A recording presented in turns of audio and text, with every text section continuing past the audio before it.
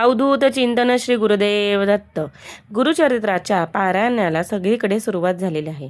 28 November ते 5 डिसेंबर या सप्ताहाच्या काळात तुम्ही 7 दिवसाचे पारायण करू शकता.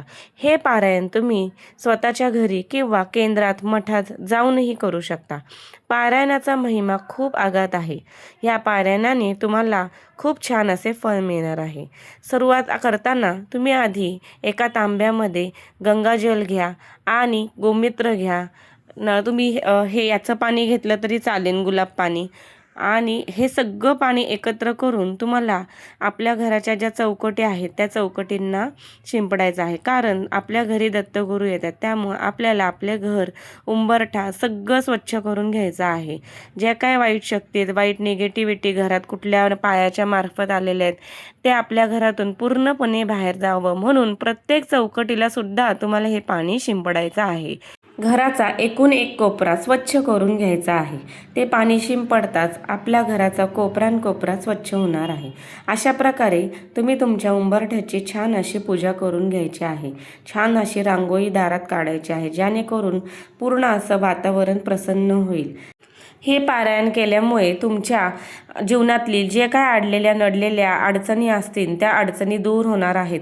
समजा तुम्हाला कुठल्या आर्थिक अडचणी येत असतील, कुठलं काम तुमचं अडले असेल किंवा काही इच्छाप्राप्ती असेल तुमची, तर ती मनात ठेवून संकल्प करून तुम्हाला या पारायणाची सुरुवात करायची आहे. तुम्हाला या मार्गशीर्ष महिन्यात या पारायणाचे इच्छित फलप्राप्ती अशी होणार आहे. समजा एखाद्या घरात एखाद्या स्त्रीला अडचण येत असेल किंवा पाळीमुळे किंवा अडचणीमुळे हे पारायण 7 दिवसाचं करता येत नसेल, तर तुम्ही 3 दिवसाचे पारायणही करू शकता. मार्गशीर्ष महिन्यात तुम्ही कधीही हे पारायण 5 डिसेंबरच्या आधी सुरुवात केली तरी चालेल. पारायणासाठी मार्गशीर्ष महिन्यात 100% तुमचं इच्छित फल तुम्हाला या पारायणामुळे प्राप्त होणार आहे. या महिन्यात दत्तशक्ती जी असते ती खूप जास्त प्रमाणात कार्यरत असते. तुम्ही हे पारायण पूर्ण भक्तिभावाने, प्रसन्न मनाने, विश्वास ठेवून हे पारायण करायचं आहे. सकाळी ब्रह्ममुहूर्तावर उठून तुम्हाला या पारायणाला सुरुवात करायची आहे. हे पारायण तुम्ही 28 तारखेला चालू केल्यावर तुमचं 4 डिसेंबरला पारायण समाप्ती होऊन 5 डिसेंबरला तुमचं उद्यापन येणार आहे. उद्यापनाच्या दिवशी तुम्ही साध्या पद्धतीने उद्यापन केले तरी चालेल, पण तुम्हाला या पारायणाच्या दिवसामध्ये दत्तांना अन्नदान, परत असं श्वानांना तुम्ही मदत केलेली, गोदान केलेलं खूप आवड आहे. दत्तांना विशेष करून अन्नदानाची आवड आहे. तर तुम्ही श्वानांना, गायींना थोडं का होईना एक चपाती रोजची तुम्ही खायला घातली किंवा दान केली तर तुम्हाला लवकरात लवकर प्रचिती प्राप्त होणार आहे. आणि जे काही तुम्ही सेवा केलेली आहे त्याचं इच्छित फळ असे लवकरात लवकर मिळणार आहे. जिथे तुम्ही हे ग्रंथ पारायण सुरुवात करणार आहे वाचनासाठी, ती जागा स्वच्छ गोमूत्राने पुसून घ्यायची आहे. मांडणी करताना तुम्हाला ही मांडणी पारायण होईपर्यंत हलवता येणार नाही, याची देखील दखल घ्यायची आहे. त्यामुळे तुम्हाला अशी जागा निवडायची आहे जिथे लहान मुलं सारखी ये जा करणार नाही, किंवा तुमच्या पारायणाला तिथनं येता जाता जर अडचण कुठल्या महिलेला येत असेल तर त्याची सावली त्या पारायणावर पडता कामा नये. हे पारायण करताना तुम्हाला घर सुद्धा गोमूत्राने स्वच्छ करून घ्यायचं आहे. घरामध्ये वाईट शक्ती, वाईट विचार किंवा वाईट एनर्जी असेल तर तुम्हाला पारायण करताना थोडं निगेटिव्ह शक्तीचा त्रास होऊ शकतो. तुमच्या घरात क्लेश, भांडणं अशी सुरुवात होऊ शकते. यासाठी तुम्हाला सारखा दत्त नामाचा जप घरात चालू ठेवायचा आहे. मनातल्या मनात सुद्धा तुम्हाला दत्त नामाचा जप चालू ठेवायचा आहे. घरातल्या निगेटिव्ह शक्ती, नकारात्मक ऊर्जा, वाईट शक्ती असेल किंवा अजून अडचणी असतील त्या हळूहळू कमी होत जाणार आहेत. त्यामुळे वर्षातून एकदा तरी मार्गशीर्ष महिना विशेष करून हे पारायण नक्की करा, जे तुम्हाला इच्छित फलदायी ठरेल. हे पारायण करताना तुम्हाला आधी सुरुवातीला संकल्प करायचा आहे. संकल्प करण्यासाठी तुम्हाला आधी तांब्या घेऊन एका फुलपात्रात पाणी घेऊन उजव्या हातात त्या पळीपात्राने पाणी घेऊन ओम केशवाय नमः, ओम माधवाय नमः, ओम नारायणाय नमः असं 3दा म्हणून 4थ्या वेळेला ओम गोविंदाय नमः असं म्हणून ते पाणी ताम्हाणात सोडायचं सोडायचं आहे. प्रथम 3 वेळा ते पाणी तुम्हाला स्वतः प्यायचं आहे आणि चौथ्या वेळेस ते पाणी ताम्हाणं सोडायचं आहे. असं म्हणून तुम्ही संकल्पाला सुरुवात करायची आहे. पुढे संकल्प करताना तुम्हाला स्वामींच्या किंवा दत्तांच्या मनोभावे प्रार्थना करायची आहे की तुम्हीच हे माझं पारायण पूर्ण करून घ्या. कुलदेवताचा आशीर्वाद घ्यायचा आहे. ओम कुलदेवताय नमः. आणि तुम्हाला पुढे एका हातात उजव्या हातात हातात फूल धरून अक्षता गंध घेऊन ते पारायण कशासाठी तुम्ही करत आहात, इच्छित फल प्राप्तीसाठी, हे देवाला तुम्हाला सांगायचं आहे.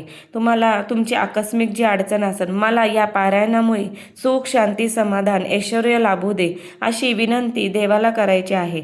संकल्प करताना तुम्हाला उजव्या हातात फूल गंध अक्षता घेऊन त्यात थोडं पाणीही उजव्या हातात धरायचं आहे आणि ती मूठ बंद करून तुम्हाला इच्छित असं तुमची जी इच्छा आहे की हे पारायण मी यासाठी करत आहे, देवा मला इच्छित फळ दे, हे पारायण माझं निर्विघ्नपणे तुम्हीच पार पाडा, अशी विनंती करून ते ताम्हाणाचं पाणी उजव्या हातातलं पाणी ताम्हाणामध्ये सोडायचं आहे आणि तुमच्या पारायणाला सुरुवात करायची आहे.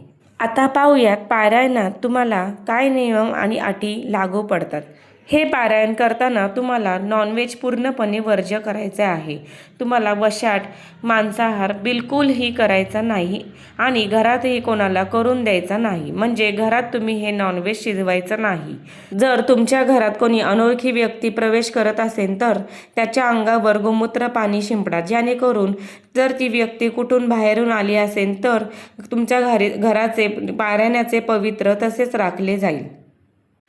तुम्हाला खाण्याचाही काही नियम व अटी लागू पडणार आहेत. जसे की तुम्हाला एकच धान्य खाता येणार आहे.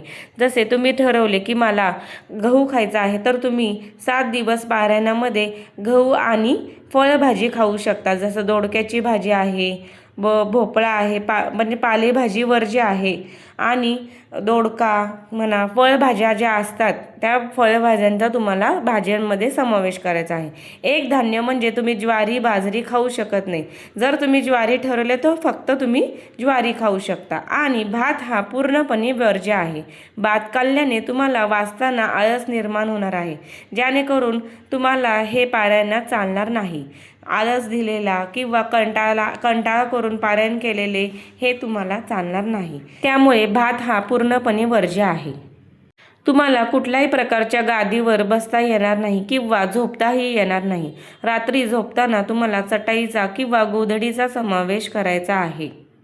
तसेच ब्रह्मचर्यतेचेही पालन करायचं आहे. जर तुम्ही विवाहित असाल तर या गोष्टीचं तुम्ही पालन करायचं आहे. काळे कपडे घालण्याचे तुम्हाला टाळायचे आहेत. काळे कपडे तुम्ही पारायण करतानाही घालायचे नाहीत. दुसऱ्याच्या घरी गेल्यावर परान्न तुम्हाला खायचं नाही. परान्न हे पूर्ण सप्ताहाच्या काळामध्ये पूर्णपणे वर्ज्य आहे. तुम्हाला दुसऱ्याच्या घरच्या ज्या काही बाधा असतील, काही म्हणजे पाण्यामार्फत म्हणा किंवा काही, त्या लागू पडतात. म्हणून माहिती नाही ते पाळतात की नाही पाळत, शिवत असेल किंवा आणखी काही त्यांच्या घरातल्या गोष्टी असतील. म्हणून तुम्हाला दुसऱ्यांच्या घरी जाऊन परान्न खायचं नाही. तसेच बाहेरचे पदार्थही तुम्हाला टाळायचे आहेत. जसे की आंबट तिखट, तुम्ही बाहेर पडलात हॉटेलमधले पदार्थ पूर्णपणे तुम्हाला टाळायचे आहेत. सकाळ संध्याकाळ दोन्ही वेळेस तुम्हाला आरती करायची आहे. हे पारायण झाल्यावर तुम्हाला दोन्ही टायमिंगला आरती करायची आहे. जोवर तुमचे पारायणाचे वाचन होत नाही तोवर तुम्हाला उपवास धरायचा आहे आणि नंतर दूध साखर व तुम्ही जर कुठला पदार्थ खाणार असेल म्हणजे गहू ज्वारी बाजरी याचा घरगुती नैवेद्य तुम्हाला रोजचा अर्पण करायचा आहे. आणि जेव्हा तुम्ही पारायण करत असताना तेव्हा जे काही तुम्ही बसायला आसन घेता तेच आसन तुम्हाला शेवटपर्यंत 7 दिवस वापरायचं आहे. आणि अशा प्रकारे तुम्हाला पूजेची मांडणी करायची आहे. पूजेची मांडणी करताना तुम्हाला कलशही स्थापन करायचा आहे. हा कलश तुम्हाला कुलदेवतेचा आशीर्वाद मानून तुम्हाला हा कलश स्थापन करायचा आहे. कलश स्थापन करताना एका तांब्यामध्ये पाणी घेऊन सुपारी आणि 1 रुपयाचं नाणं घेऊन त्याच्यामध्ये तुम्हाला हळदी कुंकू वाहून कलशाला हळदी कुंकूचे बोट उठवायचे आहेत साईडनी आणि नारळाला सुद्धा हळदी कुंकू वाहून स्वतःला हळदी कुंकू लावून मग एका बाजूला विड्यावरती तुम्ही सुपारी म्हणून म्हणजे गणपती म्हणून सुपारी पूजू शकता किंवा तुम्ही गणपतीची तुमच्या देवाऱ्यात मूर्ती असेल छोटीशी तरी ती ठेवली तरी चालेल आणि दत्तांना तुम्हाला स्थापन करायला एक आसन ठेवायचं आहे. दत्तांना तुम्हाला आसनावर स्थापन करायचे आहे. आता पाहूयात उद्यापन कसे करायचे आहे. तर उद्यापनाला तुम्हाला पुरणपोळीचा नैवेद्य दाखवायचा आहे. पुरणपोळीचा आणि घेवड्याचा नैवेद्य याचे विशेष फल आहे. घेवडा तर कुठल्या प्रकारचा घेवडा? आता घेवड्याचे असे बरेच प्रकार आहेत. कोणी काळा घेवडा वापरू शकतो, कोणी वेगळ्या प्रकारचा. तसं नाही, तुम्हाला पापडी घेवडा ह्याचा नैवेद्य दाखवायचा आहे. जी अशी चपटा असतो बघा हिरव्या कलरमध्ये, त्याचा तुम्हाला विशेष करून नैवेद्य आणि पुरणपोळीचा उद्यापनाला नैवेद्य दाखवायचा आहे. हे उद्यापन सकाळी सकाळी लवकर तुम्हाला करायचं आहे. तुम्ही स्वतः उद्यापनाच्या दिवशी छान प्रकारे अशी पूजा करून परत आरती वगैरे करून उद्यापन करू शकता. उद्यापन करताना तुम्हाला एक जोडपं जे जोडपं विशेष करून ब्राह्मण असेल तर विशेष फायदा आहे. जर नसेल तरी चालेल.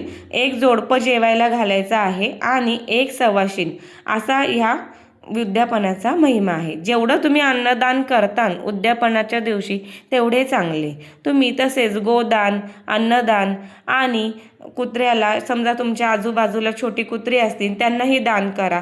हे बघा, एखाद्या तीर्थक्षेत्रात जाऊन जेवढं तुम्ही महिमा पुण्य कमवणार नाही तेवढे तुम्ही दान धर्मात पुण्य कमवणार आहात. म्हणून 7 दिवसात जेवढं तुम्हाला दान करता येईल उद्यापनाच्या दिवशी गोदान करा, तेवढं तुम्हाला फलदायी ठरणार आहे. तुम्हाला हे पारायण उचलता येणार नाही किंवा मांडीवर ठेवून वाचता येणार नाही. पारायणाला सुरुवात करताना रोज सकाळी तुम्हाला अष्टगंध, तांदूळ आणि फूल व्हायचे आहे आणि मग त्या दिवसाचे पारायण वाचण्यास सुरुवात करायची आहे. तसेच 2 वेळेस आरती न विसरता करायची आहे. जे कोणी हे पारायण करतील त्यांच्या सर्वांवरती दत्तकृपा कायम राहू द्यात आणि दत्तांच्या कृपेने आशीर्वादाने तुम्हा सर्वांचे पारायण मनोरथ पूर्ण होऊ द्यात. हीच दत्तचरणी प्रार्थना. अवधूत चिंतन श्री गुरुदेव दत्त श्रीपादराजं शरणं प्रपद्ये.